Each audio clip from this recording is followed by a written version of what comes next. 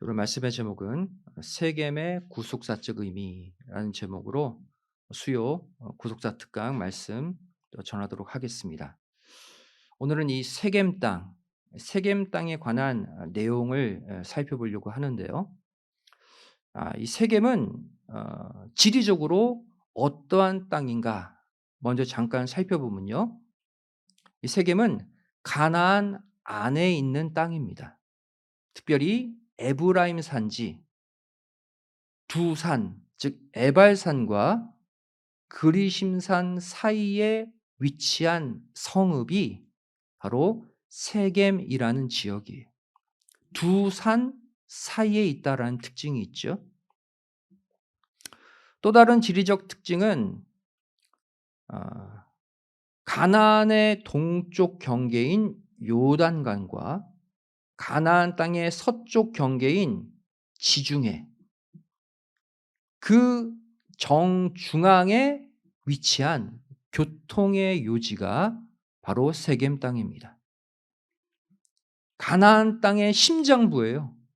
모든 도로가 이곳을 통과하게 되어 있는 것이죠. 또한 가나안에서 가장 중요한 땅, 성전이 있는 예루살렘. 이 예루살렘에서 북쪽으로 65km 지점에 있는 지역이 세겜 땅이고요.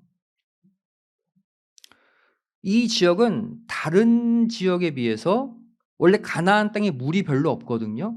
근데 물이 풍부한 곳으로 알려져 있습니다. 교통의 요지이고 물도 풍부하고 가나안 땅의 정중앙에 위치한, 그러니까 지리적으로도 상당히 중요한 땅이 세겜 땅이에요. 지도를 잠깐 보면 세겜 땅이 여기 있죠.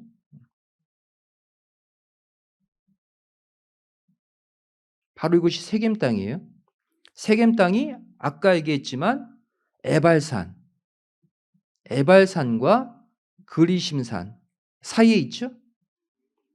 또 서쪽으로는 지중해, 동쪽 경계로는 요단강, 그 사이 정중앙에 위치해 있죠.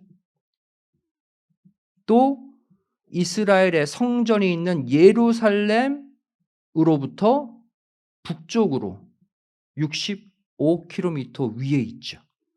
바로 이곳이, 정중앙에 있는 이곳이 바로 세겜 땅입니다. 이 세겜 땅은 이렇게 지리적으로 중요한 땅인과 동시에 구속사적으로 하나님의 구원 역사에서도 상당히 중요한 의미를 가지고 있는 땅이에요. 우리가 이 가나안 땅을 신령한 가나안 땅, 천국으로 비유하잖아요. 즉 이 세겜 땅은 우리가 가나안 천국에 들어가게 하는 중요한 비결을 담고 있는 지역이 세겜 땅이에요. 세겜의 의미를 깨달으면 천국 백성이 될 자격이 주어질 만큼 영적으로도 중요한 의미를 가지고 있습니다. 그래서 오늘 세겜 땅의 구속사적, 영적 의미 일부분 살펴보도록 하겠습니다.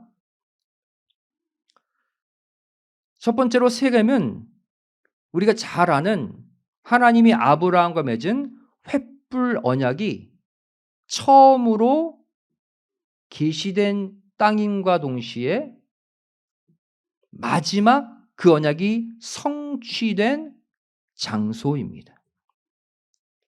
횃불 언약이 처음 시작된 곳도 세겜이요, 그 횃불 언약이 최종 성취된 곳도 세겜이에요. 우리가 잘 아는 횃불 언약은 창세기 15장의 언약이죠.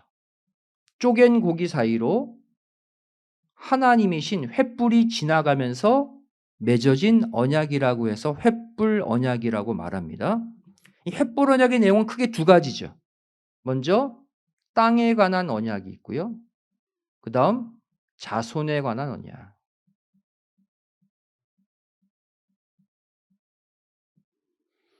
그래서 아브라함의 자손이 이 땅 가나안에 들어와 이 땅을 차지할 것이다. 이것이 횃불 언약이에요. 자손에 관한 언약, 땅에 관한 언약. 이 횃불 언약이 바로 세겜 땅에서 처음 선포되었다는 거예요. 창세기 15장 이전에 이미. 그래서 하나님이 아브라함을 가나안에 들어오게 해서 처음 언약을 맺은 장면을 보도록 하겠습니다. 그 장면이 바로 창세기 12장 6절 7절 말씀이죠. 갈대아 우르를 떠나 하란에 머물다가 이제 가나안에 처음 들어오게 되는데, 가나안에 처음 들어와서 어디에 가장 먼저 머뭅니까? 세겜 땅에 처음 왔어요.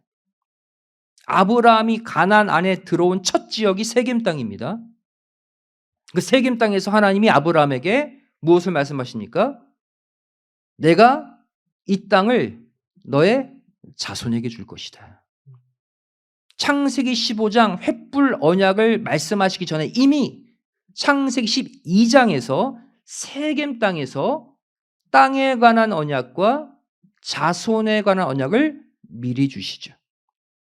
횃불 언약의 핵심 내용이 처음 선포된 곳이 어디다? 세겜 땅이다. 그렇다면 이 횃불 언약의 핵심이 최종 성취되는 역사는 무엇으로 이루어집니까? 아브라함의 실제 자손 이스라엘 백성들이 출애굽할 때 가지고 나온 요셉의 뼈를 세겜 땅에 묻음으로써 이 횃불 언약이 최종 성취가 돼요. 우리가 이전에 공부했죠. 요셉의 해골이 어디서? 횃불 언약이 처음 선포된 세겜 땅에 묻히는 순간 이 언약이 성취가 됩니다. 시작도 세겜 땅, 마침도 세겜 땅이라는 거예요. 횃불 언약의 핵심 내용이 무엇입니까? 바로 창세기 15장 16절이죠. 아까 창세기 12장은 횃불 언약의 모토가 되는 언약을 먼저 말씀했다고 그랬죠. 근데 15장에 가서 여기서도 바로 뭐예요? 네 자손에 관한 언약, 이 땅으로 돌아올 것이다. 땅에 관한 언약 말씀하셨는데, 이 창세기 15장에서는 구체적인 시기도 언급되어 있죠. 몇 대 만에? 4대 만에 돌아올 것이다. 횃불 언약의 핵심은 아브라함의 자손이 4대 만에 가나안 땅에 돌아온다는 거예요. 이 4대가 누굽니까? 우리가 공부했죠? 아브라함, 이삭, 야곱, 요셉이죠. 마지막 대가 누구예요? 요셉이 요셉. 4대가.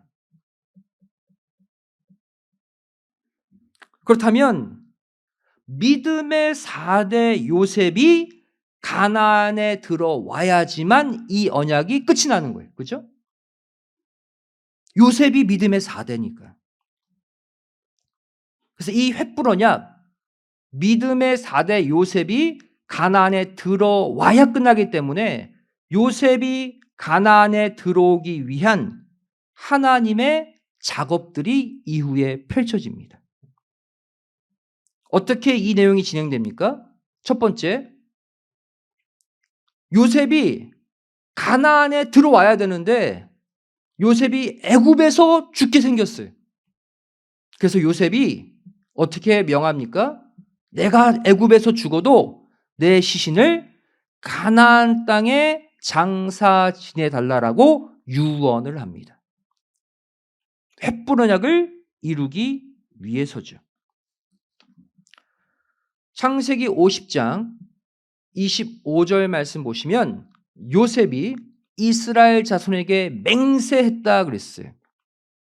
너희는 여기서 내 해골을 반드시 메고 가나안 땅으로 가지고 가야 한다라고 유언합니다. 이 명령이 있은 다음에 요셉이 죽습니다. 애굽에서. 두 번째, 이 횃불 언약을 이루기 위해 어떤 과정이 그다음 진행됩니까? 두 번째, 요셉의 시신이 애굽에서 무엇만? 관에만 들어간 채 맞춰집니다. 요셉의 시신이 애굽에서 입관만 되고 장사가 끝까지 진행되지 않았다는 사실이에요. 창세기 50장 26절이죠. 요셉이 110세의 죽음에 그들이 그의 몸에 향 재료를 넣고 애굽에서 입관만 하였더라 그랬어요. 입관이 뭐예요? 시신을 관에 넣는 것이죠. 장사가 끝나려면 관이 땅에 묻혀야죠. 그런데 땅에 묻기 전 시신이 관에만 들어간 상태로 창세기 요셉 이야기가 끝이 나요.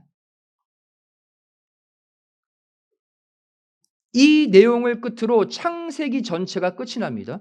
요셉 이야기가. 근데 입관으로 마쳤다. 그럼 바로 뭐예요? 요셉 이야기가 아직 남아있다는 거예요. 창세기는 끝이 났지만 요셉 이야기는 남아있다라는 것이 입관했다라는 이 마지막 멘트의 의미예요. 그래서 세 번째 과정, 요셉이 가나안 땅에 들어와야 이 언약이 성취되기 때문에 요셉이 죽은 때로부터 360년 후에 이 요셉의 유언을 받들어 모세가 출애굽할 때 요셉의 관을 메고 출애굽하게 됩니다.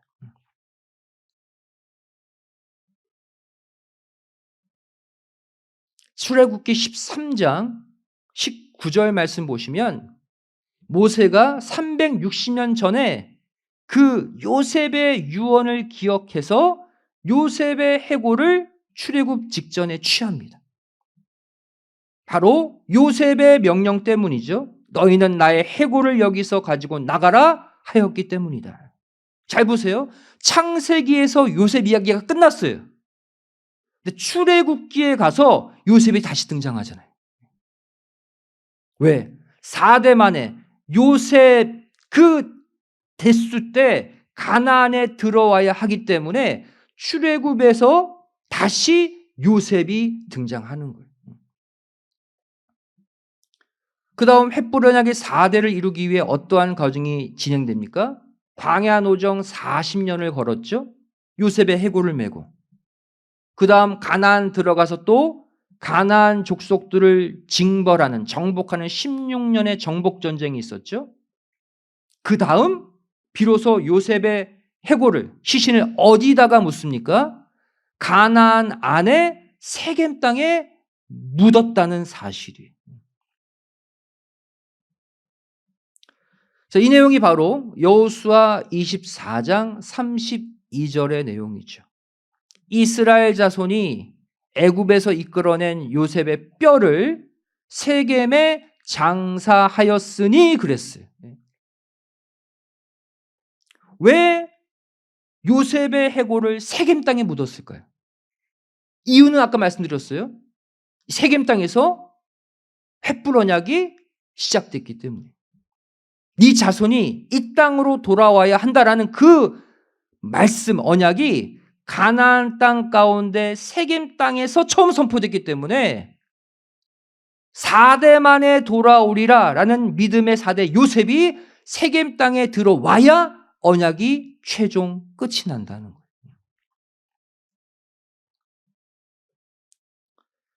이렇게 세겜 땅에 요셉의 해골이 묻힘으로 4대 만에 돌아오리라 라는 횃불 언약은 세겜 땅에서 출발해서 세겜 땅에서 끝을 맺게 됩니다. 이처럼 세겜은요, 하나님의 언약이 발생한 장소이자 최종 성취된 장소예요. 여기서 우리는요, 하나님의 언약 성취의 중요한 원리를 발견하게 됩니다. 하나님의 언약은 어떻게 성취되는 것이 하나님의 바람이냐? 시작한 곳에서 끝을 내시는 것이 하나님의 뜻이라는 거예요. 언약의 시작과 언약의 끝이 장소가 같아야 되는 것이 하나님의 뜻이라는 거예요. 또 사람으로 표현하면요, 하나님의 뜻을 받들기 시작한 그 사람이 그 뜻을 마무리하는 것이 하나님의 소원이라는 거예요. 이것이 바로 세겜 땅의 첫 번째 구속사적 의미입니다. 하나님은요, 말씀을 받은 사람이 그 말씀을 성취하길 원하시지, 말씀은 이 사람이 받았는데 다른 사람이 성취하는 것을 원치 않으세요. 지금 이 세겜의 말씀 누가 듣고 있습니까? 이 자리에 수요 예배에 나와 이 자리에 앉아있는 여러분이 지금 이 말씀 받고 있잖아요. 이 말씀을 받고 있는 여러분이 이 말씀을 최종 성취하는 주인공들 되시기를 주님의 이름으로 축원드리겠습니다. 그래야 세겜의 역사가 이루어지는 거예요. 그렇다면 우리가 이 세겜 역사의 주인공, 내가 하나님과 언약을 맺기 시작하고 내가 성취까지 하려면 어떻게 해야 되는가? 성경은 한 가지 조건을 말씀하고 있습니다. 잃어버린 첫사랑을 회복해야 한다. 그래야 내가 언약의 시작도 되고 언약의 마침까지 될 수 있다는 거예요. 하나님이 소아시아 7교회에게 주신 말씀이 계시록의 서두에 기록되어 있죠. 그 가운데 하나님이 에베소 교회를 책망하시는 말씀이 나와요. 그 말씀을 보면 바로 우리가 세겜 역사의 주인공이 되는 비결과 방법이 기록되어 있어요. 계시록 2장 4절 5절 말씀이죠. 자, 우리 함께 믿음으로 읽겠습니다. 자, 시작. 그러나 너를 책망할 것이 있나니 너의 처음 사랑을 버렸느니라. 그러므로 어디서 떨어진 것을 생각하고 회개하여 처음 행위를 가지라. 만일 그리하지 아니하고 회개치 아니하면 내가 내게 임하여 내 촛대를 그 자리에서 옮기리라. 여기 보시면 에베소 교회, 오늘날 말세 교회에게 어떻게 경고하십니까? 너의 처음 사랑을 잃어버렸다 그랬죠. 첫사랑은 바로 뭐예요? 하나님과 말씀으로 언약 맺기 시작할 때 아닙니까? 야, 하나님이 나에게 이 말씀 주셨어. 그 감격, 그 감사, 그 첫사랑이에요. 잃어버렸대. 어떡하라는 거예요? 내가 너를 버리고 다른 사람 택하겠다가 아니라 기회를 주셔요. 네가 어디서 떨어졌는지 생각하고 회개해서 처음 행위를 회복해. 처음 행위는 바로 뭐예요? 첫사랑. 처음 이 말씀 만났을 때 그때로 돌아가, 그 얘기. 그렇지 아니하면, 회개치 아니하면, 회복하지 아니하면 너의 촛대를 옮길 것이다. 그랬어요. 하나님의 본래 바람은 언약을 맺은 나, 언약의 촛대를 받은 내가 그 촛대의 사명을 완성하는 것입니다. 하지만 내가 회개치 않고 그 자리에서 떨어지면 어쩔 수 없이 그 촛대를 다른 사람에게 옮겨서 다른 사람에게 그 언약을 이루게 하시겠다는 거예요.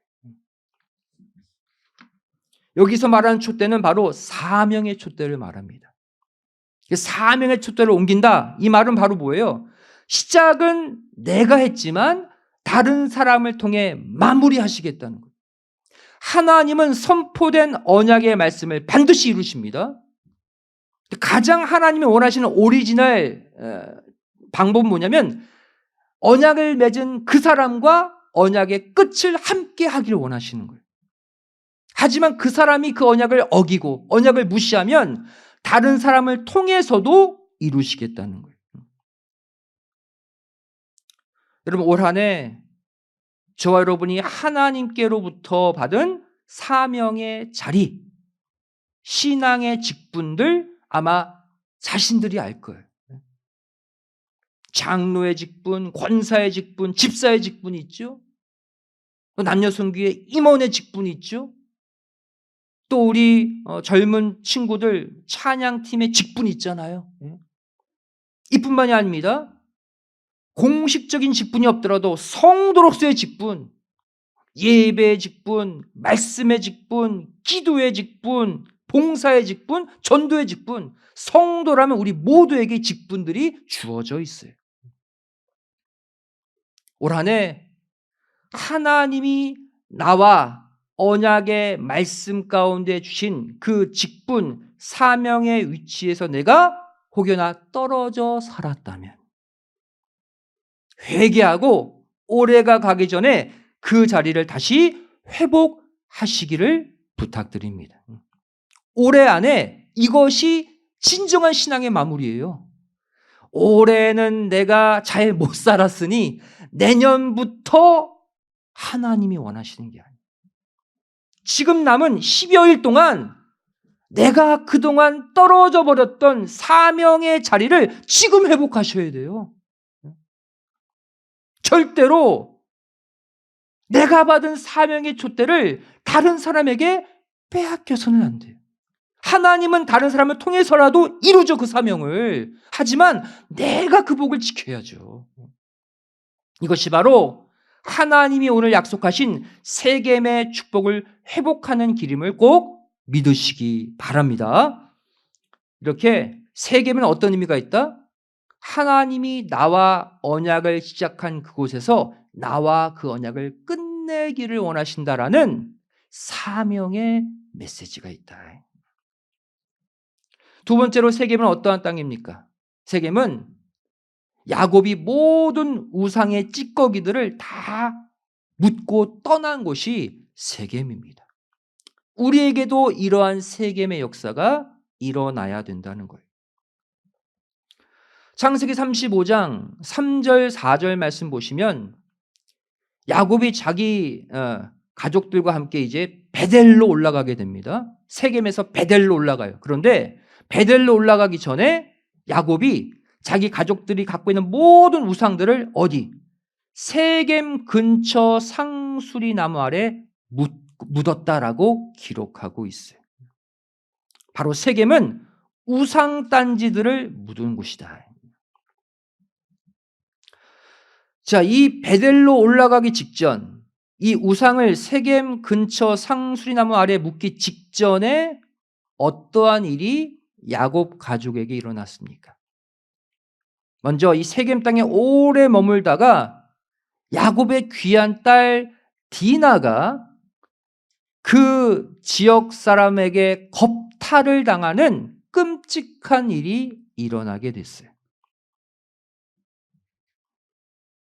야곱의 가족 가운데 한 명이 겁탈을 당했다. 뭔가 잘못 돌아가고 있는 것이죠. 이에 더해서 디나의 동복 오빠 시므온과 레위가 거룩한 할례 예식을 악용해서 히위 족속, 그 땅의 족속들의 남자들을 다 죽입니다. 더 심각한 범죄가 이곳 세겜 땅에서 일어나게 돼요. 야곱 가족의 이 끔찍한 사건이 일어났을 때는 원인이 있겠죠. 세겜에서의 비극의 원인이 뭘까요? 세겜 땅은 축복의 땅이라고 그랬잖아요.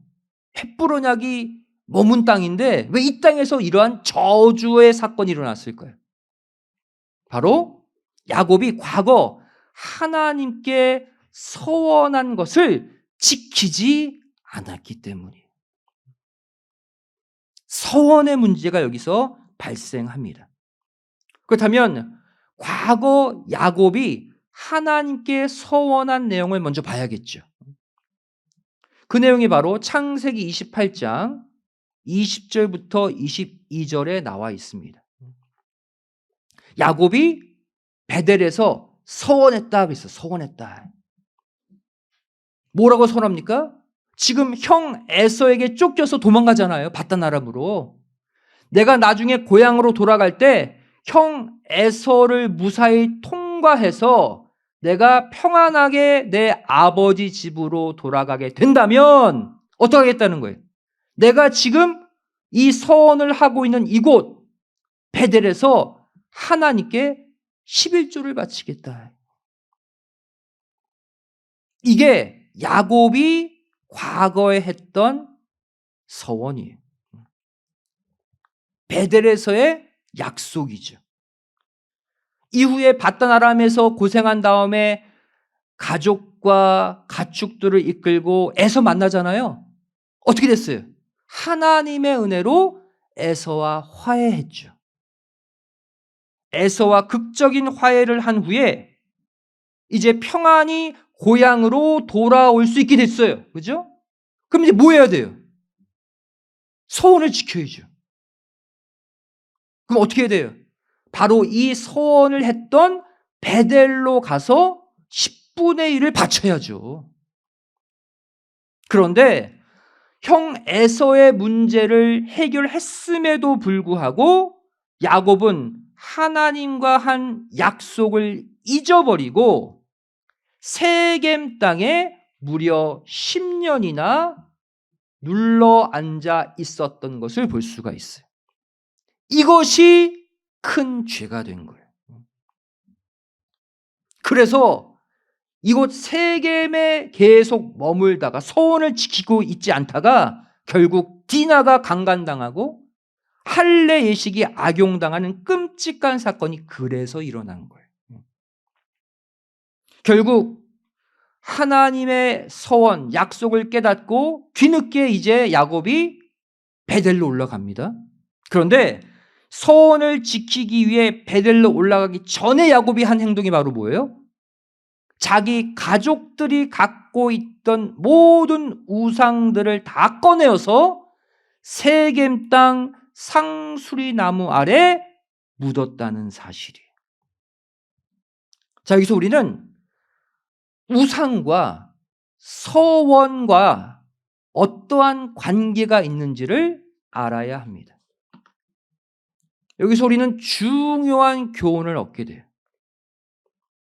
여러분도 하나님과 약속한 때 있잖아요. 특히 연초에 약속들 많이 하죠. 내가 올해는 이렇게 살겠습니다. 지금 이제 몇 개나 지켰는지 한번 보셔야 돼. 하나님과 나와 약속, 서원을 할 때 그 서원을 지키지 못하게 하는 것이 바로 뭐다? 내 속에 갖고 있는 감추어둔 우상 때문이라는 것을 야곱 사건을 통해 폭로하고 있는 거예요. 하나님과 약속한 것 반드시 지켜야 됩니다. 이것을 지키지 못하게 하는 원인이 뭐라는 거예요?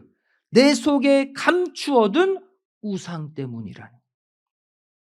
그래서 야곱은 뒤늦게 서원을 지키러 베델로 올라가기 전에 가족들이 갖고 있는 우상을 다 제거한 거예요. 여러분, 서원은 다른 게 아닙니다. 큰 것만 서원이 아니에요. 제가 이제 이렇게 은혜 받았으니 이제부터 교회 나와서 열심히 예배 드릴게요. 이거 서원이에요. 제가 은혜 받았으니 열심히 교회에서 봉사할게요. 성경도 열심히 읽을게요. 열심히 기도할게요. 이게 다 서원이에요. 이 서원을 끝까지 지키지 못하게 하는 것이 바로 뭐다?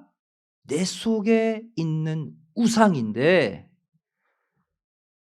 여러분, 우리가 가장 많이 범하는 가장 무서운 우상 숭배가 무엇인가? 바로 내 뜻대로 하겠다는 나의 고집이 가장 무서운, 하나님과의 약속을 지키지 못하게 하는 우상이라는 거예요.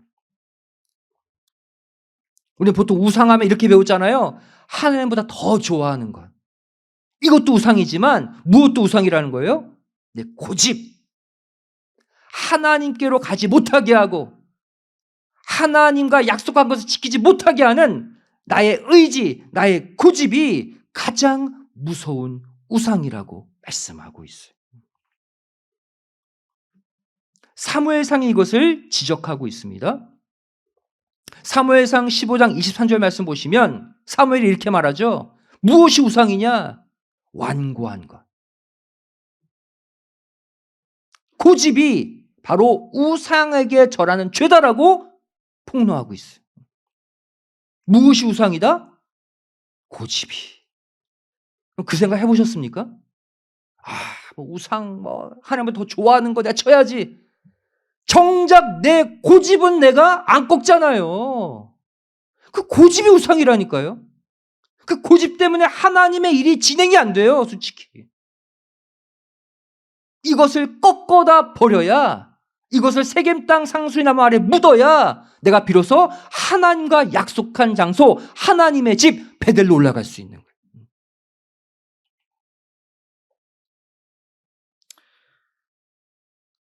하나님의 뜻보다 내 뜻이 더 강할 때가 있어요, 없어요? 그게 고집이에요. 하나님 뜻보다 내 뜻을 더 따르고 더 섬기고 싶은 마음. 실제 난 이렇게 갈 거야. 내 기분대로 살 거야. 그 순간이 우상 숭배라니까요. 에베소서 5장 5절은 이것을 분명히 말씀하고 있어요. 정령이 너희가 이것을 알거니와. 특별히 뭘 얘기합니까? 탐하는 자, 곧 우상 숭배자다.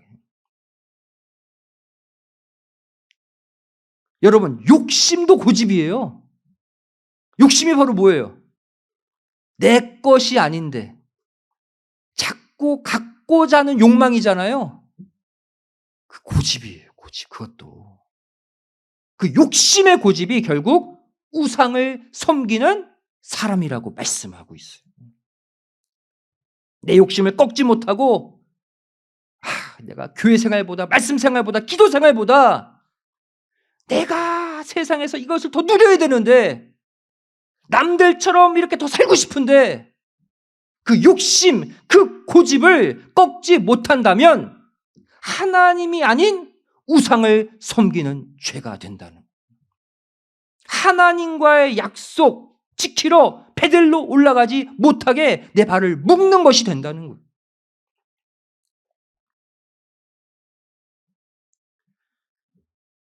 그렇다면 이 세상의 모든 우상, 나의 고집을 비롯해서 하나님의 뜻과 상관없는 것을 쫓았던 그 우상들을 세겜에 묻어버리는 방법이 무엇일까? 이것을 묻어야 베델로 하나님과 약속 지키러 올라갈 수 있거든요. 바로 하나님의 것과 세상 것이 섞이지 않는 채로 사는 성별의 삶을 회복하는 것입니다. 하나님의 것, 은혜, 말씀, 하나님의 사랑으로 가득 차다가 세상 것이 들어오면 그것에 마음 빼앗기는 고집이 발동하고 욕심이 발동해요. 그죠? 그게 우상이 되는 거예요.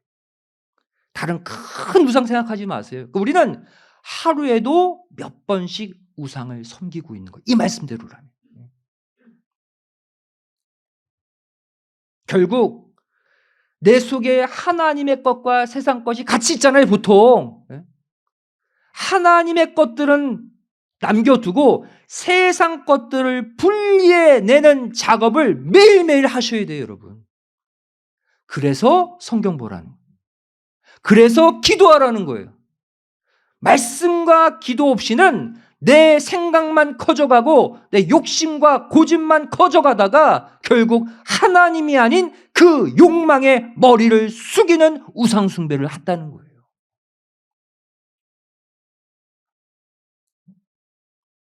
고린도후서 6장 15절 16절이 그래서 나온 거예요. 너희 성도 아니냐? 그리스도 섬기면서 벨리알 왜 같이 끌어들이느냐? 믿는 자로 살면서 믿지 않는 자 왜 따라가느냐? 하나님의 성전이라고 하면서 왜 네 속에 우상이 함께 있느냐? 너희는 하나님만 모시는 성전들 되어라. 여러분, 왜 이스라엘 백성들이 망했습니까? 성전 안에 우상을 들여왔기 때문이에요. 그렇지 않습니까? 보이는 성전, 보이는 우상의 사건이지만 우리 마음 성전 이야기예요.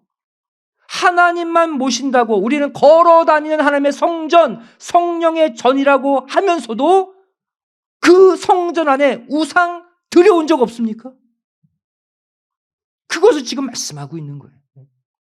우리가 올해가 가기 전에 성전된 내 마음에 세상 것 들어온 것 있다면 이 시간 다 분리해내고 다 갈라쳐버리는 성별의 은혜가 있으시기를 주님의 이름으로 축원드리겠습니다. 이것이 되고 한 해를 끝내셔야 돼요. 그래야 소망의 새해를 우리에게 선물로 주십니다.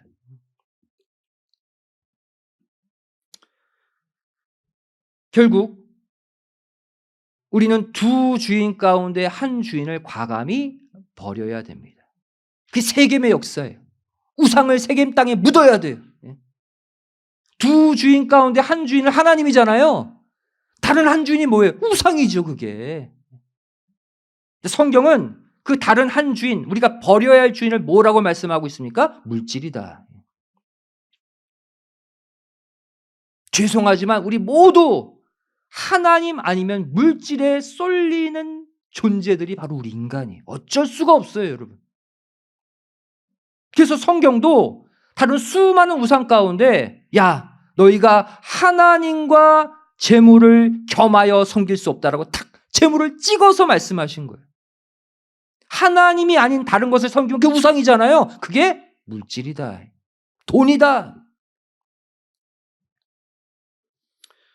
여러분, 물질이 왜 좋습니까? 물질 좋아요, 싫어요? 돈. 왜 좋아요? 물질은요, 내 삶의 안락과 편안을 실제 가져다 줍니다. 돈이 많으면 실제 편안한 생활 할 수 있어요. 그래서 사람들이 물질을 신처럼 떠받들며 사는 거예요. 왜? 나에게 편안함과 안락을 주기 때문에.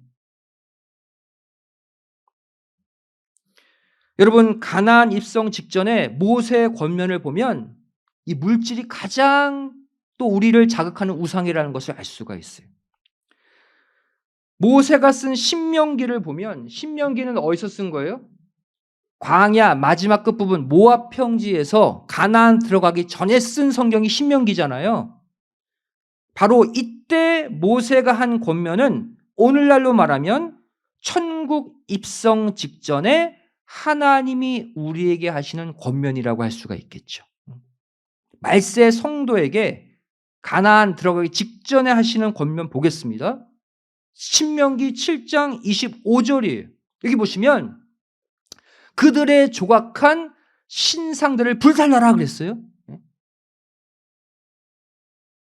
그리고 나서 은이나 금을 탐내지 말라 붙여놨어요. 서로.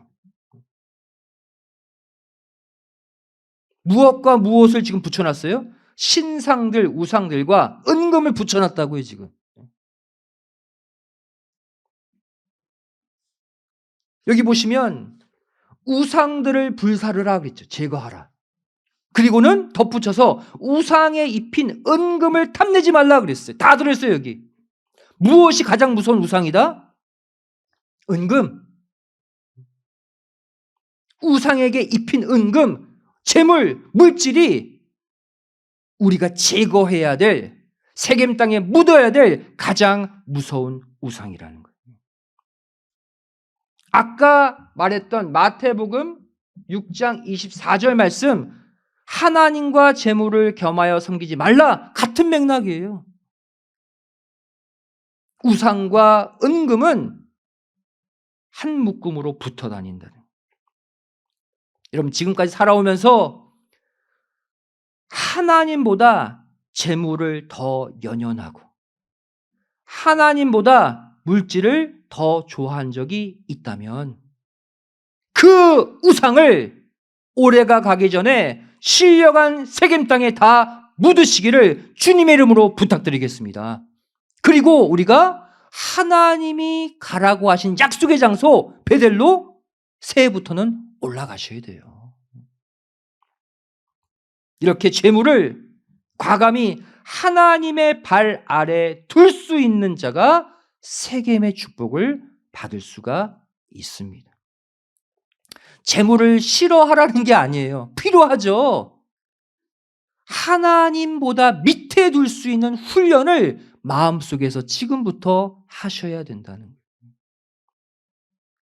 그래서 믿음의 장 히브리서 11장 26절 말씀 보시면 이렇게 말씀하고 있죠. 그리스도를 위하여 받는 능욕을, 아픔이죠, 애굽의 모든 보화보다 더 큰 재물로 여겼다. 누구에게? 모세의 이야기. 모세가 40년간 애굽 궁중에서, 왕실에서 편하게 자랐잖아요. 애굽의 모든 은근보화를 40년간 누렸습니다. 그런데 그것을 박차고 출애굽의 영도자가 될 수 있었던 이유가 바로 뭐다? 애굽의 재물보다 예수 그리스도를 통해 그분으로 인하여 얻는 환난을 더 큰 보화로 여겼기 때문이다. 영적으로 해석하고 있어요. 이 모세가 누가 돼야 된다는 거예요? 영적 출애굽을 하는 저와 여러분이 되어야 한다는 거예요. 결국 이 말씀은 어떠한 교훈을 우리에게 주고 있습니까? 여러분, 이 땅의 보화보다 하나님을 위해 헌신하고 희생하는 것이 더 큰 보화다, 더 큰 재산이다라고 내가 믿어지고 여겨질 수 있는 자가 세겜의 축복을 누린다는 것을 믿으시기 바랍니다. 여러분, 그러한 믿음 있습니까? 돈을 좀 못 벌어도 뜻을 위해 헌신하고 희생하는 것이 더 큰 재산이다, 천국에서 더 큰 상급으로 바뀌어질 것을 믿는다, 그 믿음으로 사는 자가 바로 세겜의 축복을 받을 수 있다는 거예요. 여러분, 앞서 말씀드렸듯이 세겜은 어떤 땅입니까? 가나안의 정중앙에 있다고 그랬죠. 심장부예요. 이것은 우리에게 무엇을 보여주고 있습니까? 우리가 이 세겜의 신앙을 회복할 때 우리도 천국의 편돌이가 아니라 천국의 중앙, 심장부를 우리가 차지한다는 것을 믿으시기 바랍니다. 세겜의 신앙을 회복한 자가 천국에서 최고가 되는 거예요. 중심에 서 있는 거예요. 올해 남은 시간 이 땅의 재물, 이 땅의 가치보다 하나님이 더 최고인 삶, 하나님이 전부인 삶, 그래서 하나님이 약속하신 세겜의 축복을 올해가 가기 전에 다 받아 누리시기를 주님의 이름으로 축원드리겠습니다. 기도하시겠습니다. 사랑하신 아버지 하나님, 저희를 오늘 이스라엘 백성들의 세겜의 역사를 통해서 우리가 천국의 심장부, 천국의 중심, 아버지 하나님 차지할 수 있는 세겜의 축복을 선물로 주심에 감사드립니다. 저희를 하나님의 말씀으로 언약을 받은 자들이오니 다른 사람이 아니라 내가 그 말씀, 그 언약을 성취시켜드리는 세겜의 주인공들 되게 하여 주시옵소서. 또 이곳 신령한 세겜 땅에 하나님보다 더 믿고 따랐던 나의 욕심, 나의 고집, 재물에 대한 내 미련 다 모아다 세겜 땅에 묻고 하나님이 최고인 삶, 하나님이 전부인 삶, 그래서 신령한 베델로 올라가는 축복된 믿음의 성도들 되게 하여 주시옵소서. 올 연초에 하나님과 서원한 내용들이 있습니까? 저를 무시하지 않고 남은 시간 그 서원을 지키기 위해, 그 세겜 땅의 축복을 회복하기 위해 애쓰는 우리의 남은 생애가 되게 하여 주시옵소서. 간절히 빌고 소원하오며 예수님의 이름으로 기도드리옵나이다. 아멘. 하나님께 말씀드렸습니다.